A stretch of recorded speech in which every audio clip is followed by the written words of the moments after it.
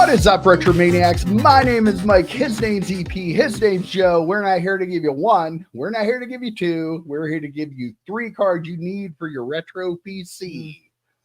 You know, I've been waiting for a couple weeks to get this card out here.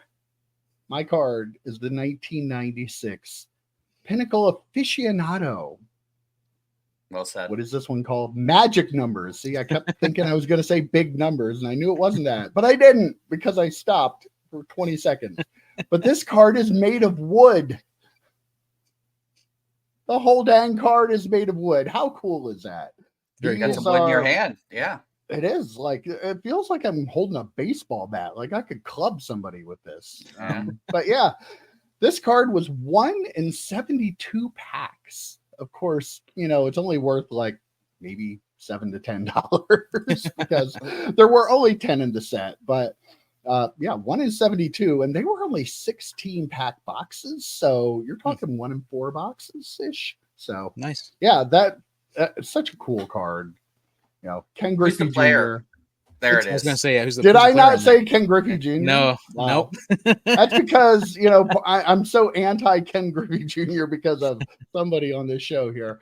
But yeah, Ken Griffey Jr. This card at a PSA 9 is like a $15 to $20 card. And then Jeez, at 10, crazy. It's only like a $60-ish card.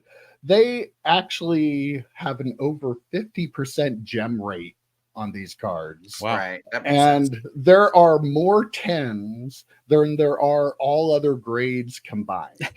So, awesome. You know, if you want a 10, go buy yourself a 10 or buy a raw one. You have a better than 50% chance that it'll be a 10. This one looks really nice. So by your usual logic, Mike, what you should do is buy like 1,000 of these. Okay.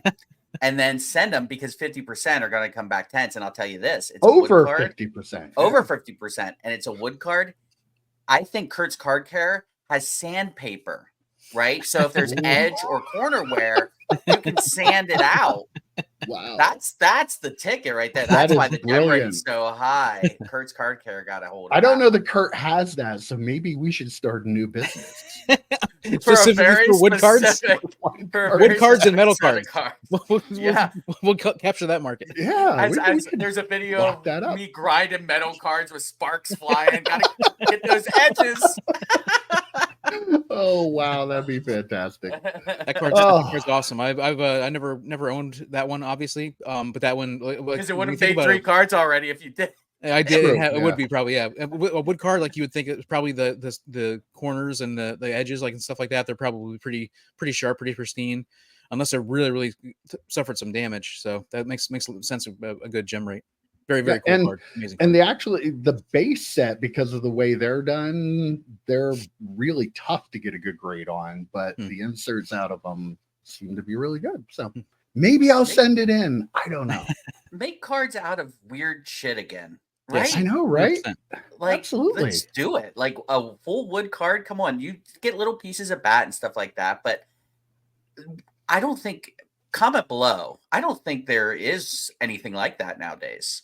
No, I mean, I was thinking of an addendum for our Marvel show that we did a couple weeks ago, like a metal set with like Cyclops and Colossus, or with Colossus and Iron Man, like all the characters that are like have like suits of like actually really metal, cool. Yeah. That'd be pretty cool. Yeah.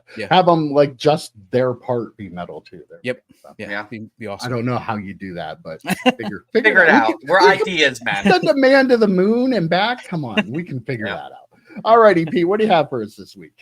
Let's go. Let's take an adventure into EP's brain. Have you guys ever thought to yourselves, you know what? I don't want to. You know what was EP thinking when he did that? So we're gonna do that right now. I've pulled this card out a couple times. This is the 1997 Pacific Invincible Interleague Players card. This is Jose Cruz Jr.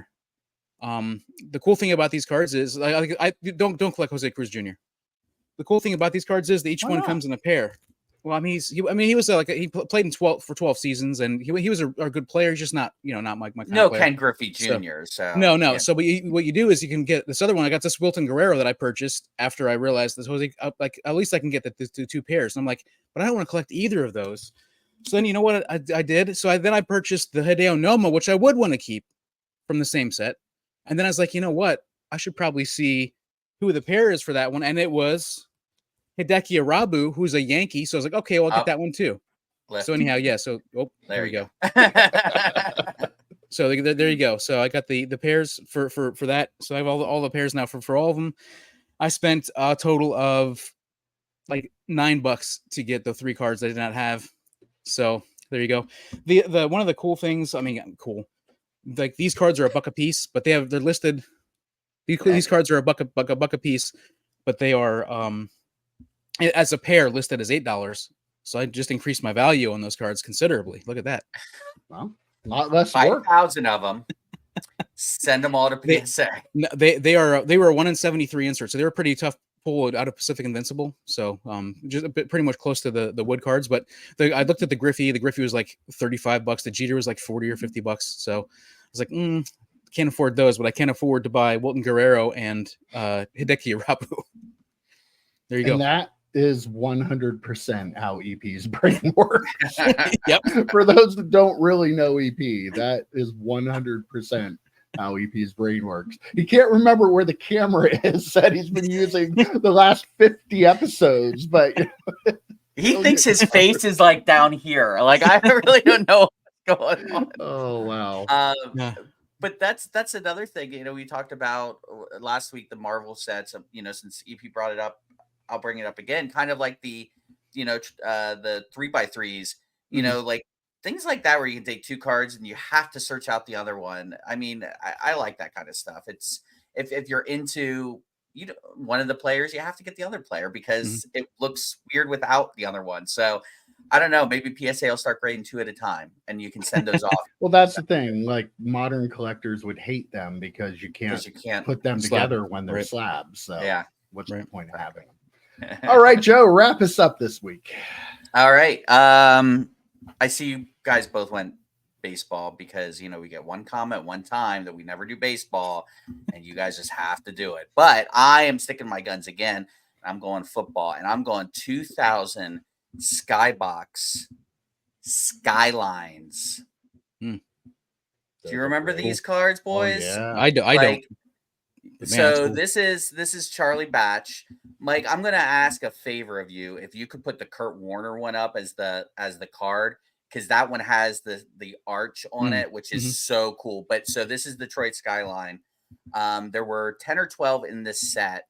They were 1 per 11 pack, so you got about 2 per box, but you could also get Star Ruby versions of them, which were numbered to, I believe, 40. So those are fetching a pretty penny. These are like, you can get them like $2-3 on eBay.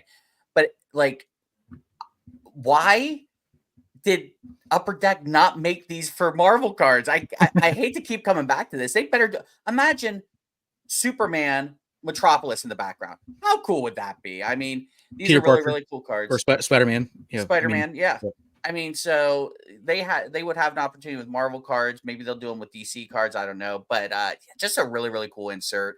And if you're from that city, I mean, it's really neat to, this is better than a downtown, guys. I'm sorry. It's way better than a downtown. It's way better than the home field advantage or whatever. I just like the Skyline. And it's like almost a Spectre etch looking card. So you can see the movement in it as I turn it. So yeah, just a really, really cool card. Not too expensive. You can probably pick up the whole set for less than $20, I guess. Very cool. There it is. Yeah, why'd they stop making Spectra etch cards? Do they make anything that are like that anymore? Even the Battle Spectre gems don't look Spectre. So I don't they call them that, but they don't really have that Spectre etch to them. I wonder if it's I don't know why. I wonder if it's something with the technology or something like the same thing where they don't make the Dufex anymore either. Like I wonder if it's a kind of a technology thing. I was wondering. Yeah, because they're very similar to Dufex in how they look. But I was looking through some early '90s stuff, and that kind of card was really big back then, and they look really cool. Like why don't they do that? So let us know if you know why they don't make them. Go ahead, EP. I was gonna say I have to look at that checklist and see maybe there's somebody a player. I wonder they have Jamal Anderson. Player. Oh, they have Jamal Anderson. Okay, all right. Yep, excellent. I remember that. All right, all right, guys. Jamal Anderson. Yep, there you go, EP. All right, there you go. 3 great choices because we always give you great choices because you guys, you deserve it. You do, right, guys? Yeah. All right. That's it for this week. We'll see you next week, boys. All right. See ya. See ya.